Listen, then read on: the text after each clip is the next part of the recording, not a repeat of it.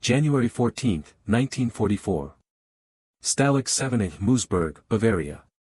Prisoner of war number 47382 stood at morning roll call information with 2,400 other British and Commonwealth soldiers, watching his breath turn to vapor in the pre-dawn darkness as German guards counted heads in a frozen compound 40 kilometers northeast of Munich. The temperature was -12 degrees Celsius. Snow had fallen during the night, covering the barracks roofs and the mud between them with a thin white layer that would turn to brown slush by afternoon. His name was Captain James Edward Hartley. 27 years old. Infantry officer, 2nd Battalion, Royal Norfolk Regiment. Captured at Dunkirk in June 1940, transported to Germany in a sealed cattle car, processed through the POW system, assigned prisoner number 47382. 3 years, 7 months of captivity. He had forgotten what freedom felt like. The guard counting his section was Obergefreiter Klaus Weber. Early 30s, Wehrmacht infantry, transferred to prison guard duty after taking shrapnel in his left leg at Smolensk in 1941. He walked with a slight limp. Wore thick glasses that made his eyes look larger than they were. Carried a Mauser rifle that he never pointed at prisoners unless ordered to do so. He was neither cruel nor kind. Just present. Doing his job. Weber finished the count, marked his clipboard, moved to the next section. Hartley watched him go. In 3 years of captivity, Hartley had learned to observe guards the way naturalists observe birds. Their habits revealed everything. Weber always counted the same way. Started at the left, worked right, never skipped ahead, never made mistakes. Methodical. Precise. German efficiency made into human form. The count finished. The prisoners were dismissed to breakfast. Hartley walked toward the mess hall with the others, boots crunching in the snow. Around him, men talked in low voices about rumors. The Red Army was advancing. The Americans were in Italy. The war might end this year. Might. The word hung over every conversation like smoke. Inside the mess hall, Hartley received his morning ration. 1 slice of black bread. A cup of ersatz coffee made from roasted acorns. A thin soup containing barley and vegetable scraps. The German guards ate different food. Real coffee. White bread. Sausage. Hartley could smell it sometimes, drifting from their canteen. The difference was deliberate. Prisoners were supposed to remember they had lost. He sat at a long wooden table with 5 other British officers. Major Thomas Pemberton, captured in North Africa. Lieutenant David Russell, shot down over Belgium. Flight Sergeant Peter Marshall, bomber crew, only survivor when his Lancaster went down over the Ruhr. Captain Ian MacLeod, taken at Arnhem. Lieutenant Charles Foster, captured in Italy. They had become a unit inside the larger prison population. A small tribe bound by shared suffering and British reserve. Conversation during breakfast was limited. They discussed the weather. The quality of the soup. Whether Red Cross parcels might arrive this week. Nothing of substance. Nothing that mattered. After 3 years, Hartley had learned that speaking about the war or home or the future only made captivity harder. Better to focus on the immediate. The bread in your hand. The warmth from the soup. The next hour, not the next year.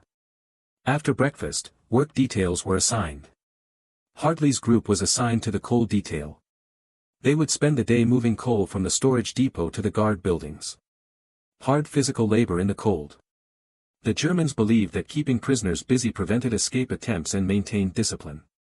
They were partly right. Exhausted men rarely had energy for resistance. Weber supervised the coal detail. He stood near the storage building entrance, watching as prisoners filed past carrying canvas sacks filled with coal chunks. He said nothing. Just watched. His breath formed small clouds in the cold air. His glasses had fogged slightly, but he didn't remove them to clean them. Hartley filled his sack, lifted it, felt the weight settle across his shoulders. 40 pounds, maybe 50. He had been stronger before captivity. Prison food was barely sufficient to maintain body weight. Physical labor depleted reserves that never quite recovered. He had lost perhaps 30 pounds since Dunkirk. Could feel his ribs through his shirt. He carried the coal to the guard building, dumped it into the bin beside the stove, returned for another load. The routine was mindless. Load, carry, dump, return. His mind wandered while his body worked. He thought about his parents in Surrey. His sister Margaret, who wrote letters that sometimes reached him months after they were sent. His childhood dog, a spaniel named Chester, who would be old now, if still alive. By midday, the detail had moved approximately 2 tons of coal. The prisoners were exhausted. Their hands were black with coal dust. Their backs ached. Weber called a halt, allowed them a break. They sat on the ground near the storage building, passing around a single cigarette that one of the men had been saving.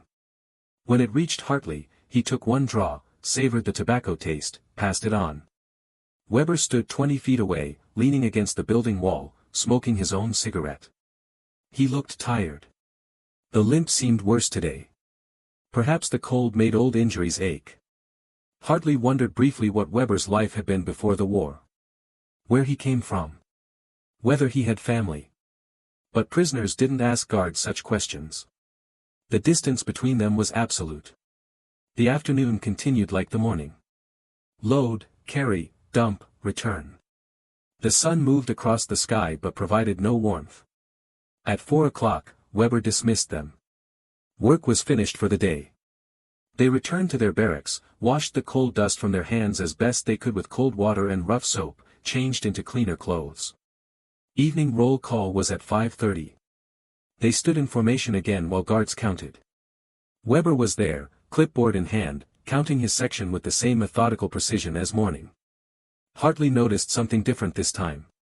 Weber's hand trembled slightly as he marked the clipboard. His face looked pale. He finished the count quickly, turned away without meeting anyone's eyes. Dinner was similar to breakfast. Black bread. Soup. Coffee substitute. The prisoners ate in silence, each man lost in his own thoughts. After dinner, they gathered in the barracks common room. Some played cards with a worn deck that had been shared for months. Others read books from the small prison library. Others simply sat, staring at nothing.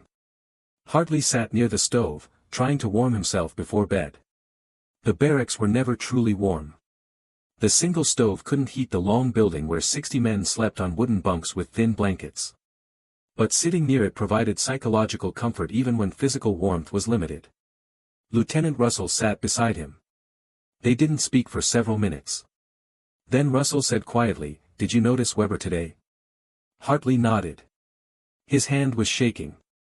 "I saw him vomit behind the storage building during the break," Russell said. He thought no one was looking. Sick. Maybe. Or something else. Hartley didn't ask what Russell meant. In prison, speculation was dangerous. You learned to observe without interpreting. Facts were facts. Everything else was guesswork. That night, lying on his bunk in the darkness, Hartley thought about Weber's trembling hand. The pallor of his face. The quick departure from roll call. Something was wrong. Whether it mattered to Hartley was a different question. In captivity, you learned to distinguish between problems that affected you and problems that didn't. Guard business was guard business. Prisoner business was prisoner business. The line between them was sacred. Crossing it led to suspicion, punishment, sometimes death. Better to mind your own survival and let others mind theirs. But Hartley couldn't quite put Weber out of his mind. The image of that trembling hand stayed with him as he drifted into cold, uncomfortable sleep. January 21, 1944. 1 week later. Hartley was assigned to the kitchen detail. This was considered good duty because it meant working indoors and because prisoners on kitchen detail sometimes received extra food scraps that hadn't been served. He spent the morning washing metal soup pots in a concrete sink filled with lukewarm water and harsh soap. Weber was on duty in the kitchen building, overseeing both the prisoners and the German cooks who prepared meals for the guard contingent. He stood near the door, saying nothing, watching. His face looked worse than the week before. Gray skin. Dark circles under his eyes. The trembling was more pronounced now. His hands shook visibly when he held his rifle. At noon, Weber dismissed the kitchen detail for their own meal break. The prisoners filed out to the mess hall. Hartley was the last to leave.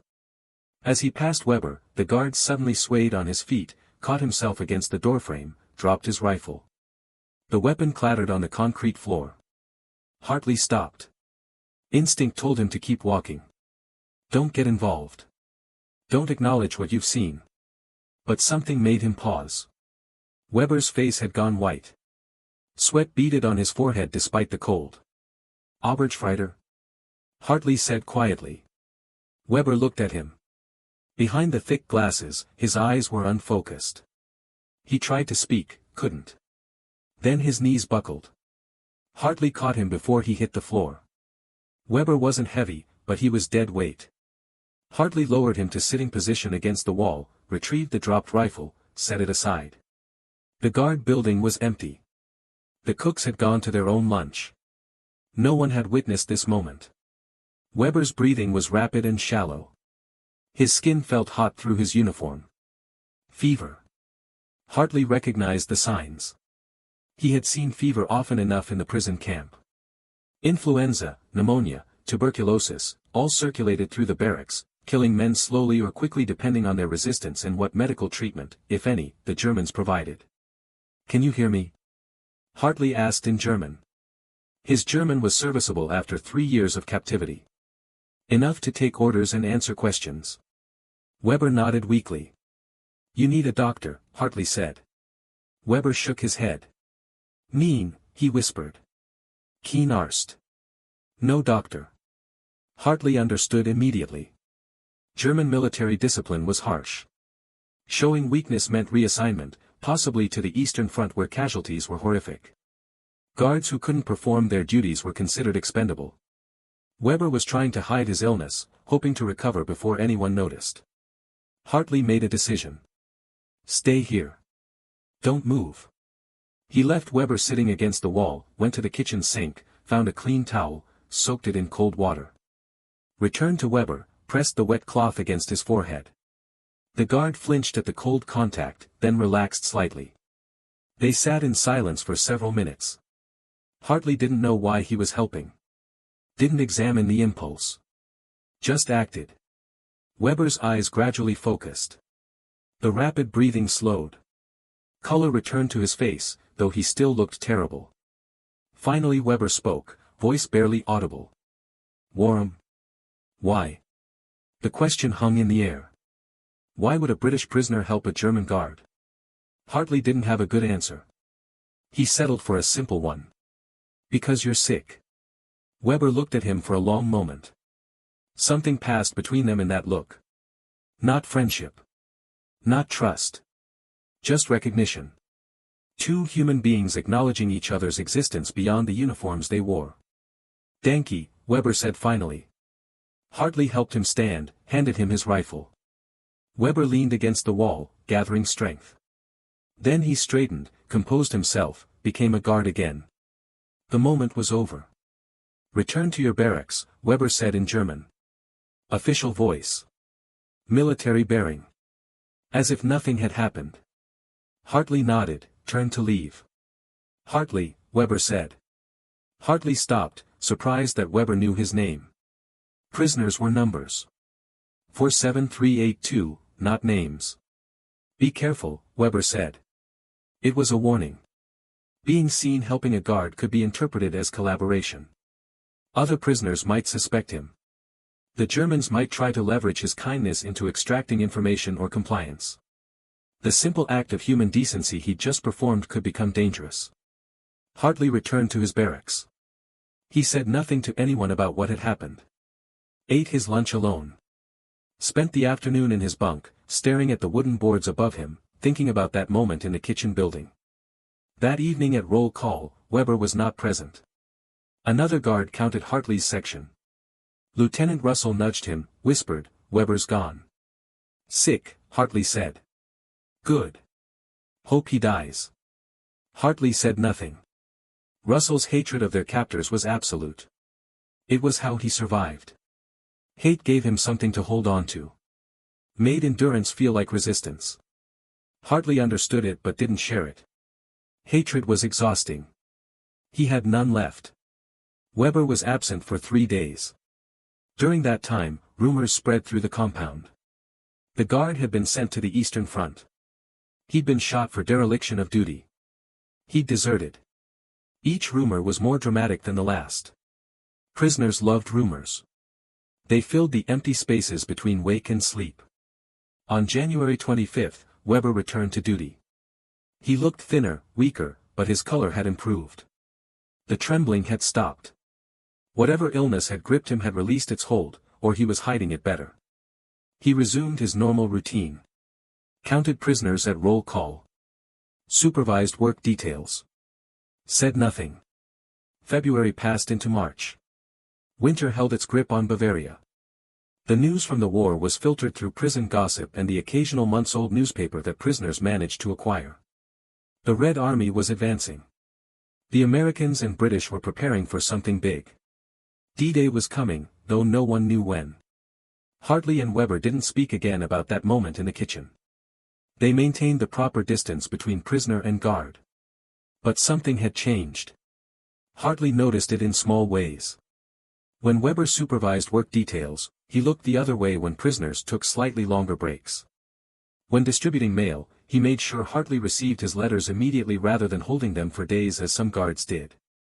When checking barracks, he didn't confiscate minor contraband that other guards would have seized. These were tiny mercies. Almost invisible. But in captivity, tiny mercies mattered.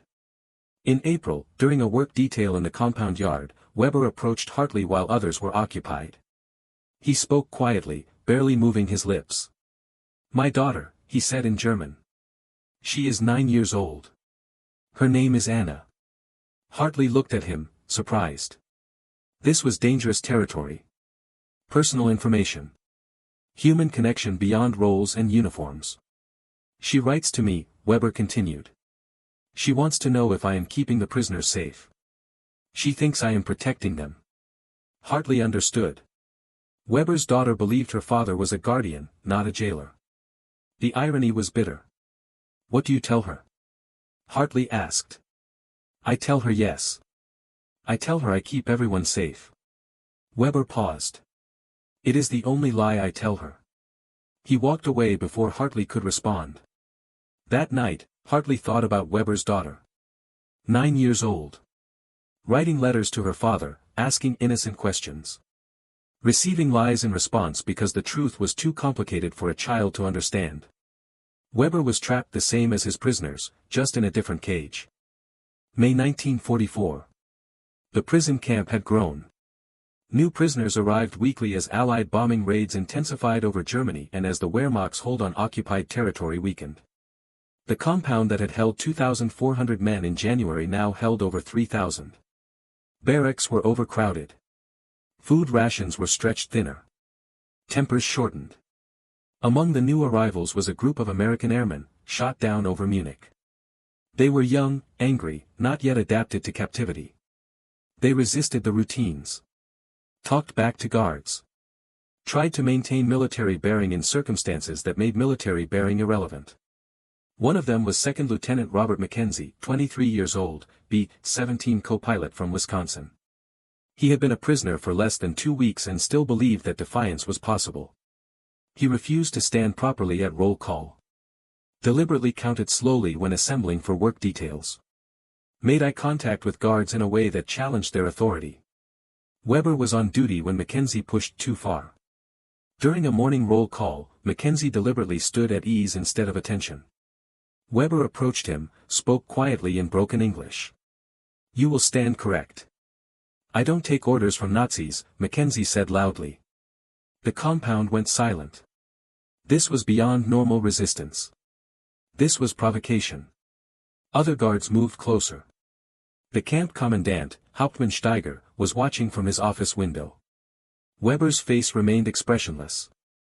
"Stand correct," he repeated. "Make me." It was a test. Weber had to respond or lose face in front of his fellow guards and the prisoners. Loss of face meant loss of authority. Loss of authority meant reassignment, potentially to the Eastern Front where guards from prison camps were sent when they failed to maintain discipline. Hartley watched from his position in the ranks. He knew what would happen next. Guards who were challenged had limited options. They could report the prisoner for punishment, which meant solitary confinement and reduced rations. Or they could handle it immediately with physical force. Either way, Mackenzie would suffer. Weber raised his rifle, brought the butt down hard on Mackenzie's left shoulder. Not his head. Not his ribs. The shoulder. Painful but not permanently damaging. Mackenzie gasped, staggered, stayed on his feet. Stand correct, Weber said a third time. Mackenzie stood at attention, jaw clenched, eyes full of hatred. Weber walked away. The moment was finished. Roll call continued. Afterward, back in the barracks, several prisoners gathered around Mackenzie. His shoulder was bruised but not broken. He would recover. Bastard, Mackenzie said. All of them. Bastards. He could have done worse, someone said. Should have shot him, another voice added. They're all murderers. Hartley said nothing. He had seen Weber's face during that moment. The guard hadn't wanted to strike Mackenzie. Had done it because the alternative was worse. For himself and for Mackenzie. If Hauptmann Steiger had intervened, Mackenzie would have spent weeks in solitary confinement. Weber had chosen the lesser punishment. 2 weeks later, in late May, Red Cross parcels arrived. This was a significant event. Red Cross parcels contained food that made survival possible: chocolate, canned meat, dried fruit, cigarettes. They arrived irregularly, sometimes months apart. Each parcel was shared among multiple prisoners, stretching the contents as far as possible. Weber supervised the distribution. He stood at the storage building entrance while prisoners lined up to receive their share. The process was supposed to be orderly and fair. Every prisoner received an equal portion. But some guards manipulated the system, keeping the best items for themselves or their favorites, giving the worst to prisoners they disliked. Weber distributed the parcels methodically, by the book, no favorites, no preferences. Each man received exactly his due portion. When he reached Hartley in the line, he included an extra pack of cigarettes, palmed into the bundle so quickly that Hartley almost missed it. That night, Hartley shared the cigarettes with his barracks mates. They sat in a circle, smoking slowly, making the tobacco last. The conversation turned to the war. Russians will be in Berlin by Christmas, Major Pemberton predicted. Americans will beat them there, Lieutenant Russell argued. Either way, we're going home, Flight Sergeant Marshall said. Hartley listened without contributing. Home felt like a word from another language. A concept he understood intellectually but couldn't quite connect to emotionally. 3 years of captivity had done that. Made freedom abstract. Made the present everything. In June, news filtered into the camp about D-Day. The Allied invasion of Normandy had succeeded. Western Front was opening. German guards became more tense. Their behavior toward prisoners didn't change overtly, but the atmosphere shifted. Fear replaced routine. Everyone could feel the end approaching, though no one knew when it would come or what form it would take. Weber continued his duties, limping through the compound, counting prisoners, supervising work details. His daughter's letters kept arriving. He sometimes showed Hartley photographs that Anna sent with her letters. A drawing of their house. A picture of the family cat. A self-portrait showing a serious-faced girl with braided hair and her father's eyes. She looks like you, Hartley said one day, looking at the self-portrait. Weber nodded. She is braver than I am. It was the closest he came to acknowledging his own fear. In August, as Allied forces pushed deeper into France and the Red Army advanced through Poland, camp conditions deteriorated. Food became scarcer. Guards became more nervous. Rumors spread that the SS would take control of the camp, that prisoners would be used as hostages, that mass executions were planned. None of the rumors proved true, but the fear was real. Prisoners began discussing escape plans. Digging tunnels. Cutting wire. Planning for the chaos that would come when the Allied armies approached. Hartley didn't participate in the escape planning. After 3 years of captivity, he had learned patience. Running led to being shot. Waiting led to survival. The war was ending. All they had to do was outlast it. September brought colder weather and darker news. The Allied advance had slowed. V-2 rockets were hitting London. The war might continue into 1945 or beyond. The initial optimism of D-Day faded. Endurance became the only strategy again. One evening in late September, Weber came to Hartley's barracks. This was unusual. Guards rarely entered prisoner barracks except during inspections. He stood in the doorway, visible to everyone, holding a letter. "Hartley. Come." Hartley followed him outside. They walked to the far side of the compound, away from other guards and prisoners. Weber handed him the letter. "From my wife," he said in German. "I need you to read it." Hartley understood immediately. Weber couldn't read his wife's handwriting clearly because of his eyesight. The thick glasses weren't enough. He was too proud to ask other German guards for help. But Hartley's German was good enough, and Weber trusted him. The letter was 4 pages. Written in careful script. Hartley read it aloud, translating as he went.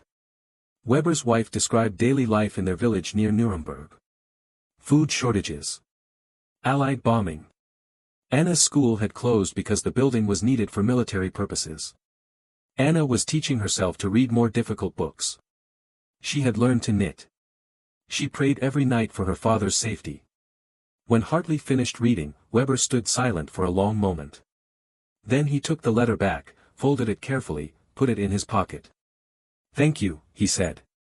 They returned to their respective sides of the compound. Prisoner and guard. Enemy and enemy. But something had shifted again. The boundary between them had blurred just slightly. Not enough that others would notice. But enough that both men felt it. December 1944. Winter returned to Bavaria. The war was in its final phase, though no one in Stalag VII-A knew exactly how long it would last. The Red Army was approaching Germany's eastern border. Allied forces were regrouping in the west after the failure at Arnhem. The Reich was dying, but dying things often fought hardest in their final moments. Camp conditions reached their worst point. Food rations were cut to near starvation levels. Coal supplies dwindled. Prisoners huddled in unheated barracks, wearing every piece of clothing they owned.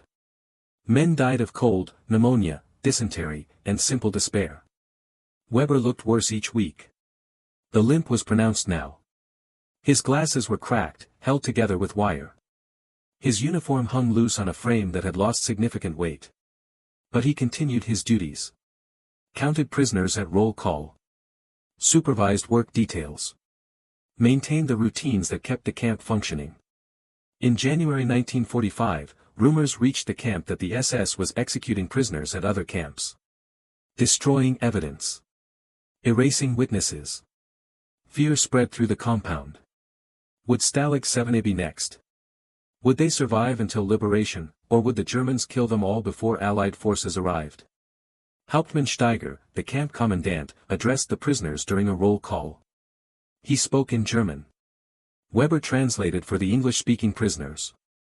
"You will remain calm," Steiger said. "You will follow orders. You will not attempt escape. If Allied forces approach, you will remain in the compound. Any prisoner who leaves the compound will be shot." It wasn't reassurance. It was a threat. But it also wasn't a promise of execution. Steiger was trying to maintain control while everything collapsed around him. February brought more cold and more death. Prisoners who had survived years of captivity died of illnesses that would have been treatable in normal circumstances. The camp cemetery expanded. German guards dug graves with the same methodical efficiency they brought to everything else. Weber's health continued to decline. He coughed constantly. Blood sometimes appeared on his handkerchief when he wiped his mouth. Tuberculosis, Hartley suspected. In prison camps, TB spread like wildfire. On a cold afternoon in March, Weber approached Hartley during a work detail. They were alone briefly while other prisoners carried supplies into a building. "When they come," Weber said in German, "the Americans or the British. What will happen to us?" Hartley understood the question. What happened to German guards when prisoners were liberated? Would they be treated as soldiers who had followed orders, or as war criminals responsible for prison conditions? "I don't know," Hartley answered honestly. Weber nodded. He'd expected that answer. He pulled something from his pocket, handed it to Hartley. It was a photograph. Weber's wife and daughter, standing in front of their house. Anna was smiling. She had lost a front tooth. If something happens to me, Weber said, can you send this photograph to my wife? Tell her I tried to keep everyone safe. Tell her I told Anna the truth. Hartley took the photograph. It was a promise he might not be able to keep. He didn't even know if he would survive liberation. But he nodded anyway. I will try. Weber walked away without another word. April 1945. The war's end was approaching rapidly now. Allied forces were deep inside Germany. The Red Army was fighting in Berlin. Nazi resistance was collapsing. At Stalag VII-A, guards became more anxious. Some discussed fleeing before liberation arrived. Others talked about fighting to the end. Most simply waited, uncertain what to do. On April 29, at approximately 3 p.m., American tanks appeared on the road leading to the camp. The 14th Armored Division, 3rd U.S. Army. Prisoners who could see the road began shouting. The sound spread through the compound. Liberation. After years of waiting. Freedom. Hauptmann Steiger ordered his guards to lay down their weapons. There would be no fight. No last stand. The war was over. They had lost. Weber stood near the main gate as American soldiers entered the compound. He had placed his rifle on the ground. His hands were at his sides. He looked exhausted. His uniform was dirty. His glasses were held together with tape and wire. American soldiers began processing the guards, separating them, preparing for interrogation. Weber was in that group. Hartley watched from a distance. He could have identified Weber as a guard who had shown mercy. Could have testified that Weber had been fair, even kind, within the constraints of his position. But approaching American soldiers to defend a German guard seemed dangerous. Might raise questions about collaboration. So Hartley stayed silent. He never saw Weber again. In the chaos of liberation, guards and prisoners were separated. Weber was taken to an American POW camp. His fate afterward is unknown. German military records from the final weeks of the war are incomplete. Many guards from Stalag VII-A disappeared into the bureaucracy of occupation. Some were sent home after brief detention. Others faced war crimes tribunals. Most simply vanished into history. Hartley was eventually repatriated to England. He returned to Surrey in June 1945, almost exactly 5 years after his capture at Dunkirk. His parents barely recognized him. He had aged a decade in those 5 years. The weight he had lost never quite returned. The coldness of Stalag VII-A stayed in his bones through every British summer for the rest of his life. He tried to keep his promise to Weber. After arriving home, Hartley wrote a letter to the address Weber had given him. A village near Nuremberg. The letter was returned undeliverable. The village had been heavily bombed. Many residents had fled. Postal service was disrupted throughout occupied Germany. Hartley tried again in 1946, using Red Cross channels to locate Weber's family. No results. The trail was cold. The chaos of post-war Germany had swallowed Weber's wife and daughter along with millions of others displaced by the war's end. In 1947, Hartley returned to his pre-war profession. He became a teacher at a secondary school in Kent, teaching history to students who were too young to remember the war clearly. He never spoke about his time in captivity. When students asked about his experiences, he deflected. Said it was uninteresting. Changed the subject. But he kept Weber's photograph. Stored it in a drawer in his desk. Sometimes, when alone, he would take it out and look at Anna's smiling face. Wonder what had happened to her. Whether she had survived the war. Whether her father had made it home. Whether Weber had ever told his daughter the truth he promised to tell. The questions had no answers. In 1968, 23 years after liberation, Hartley received a letter. It came from Germany. The handwriting was careful, feminine.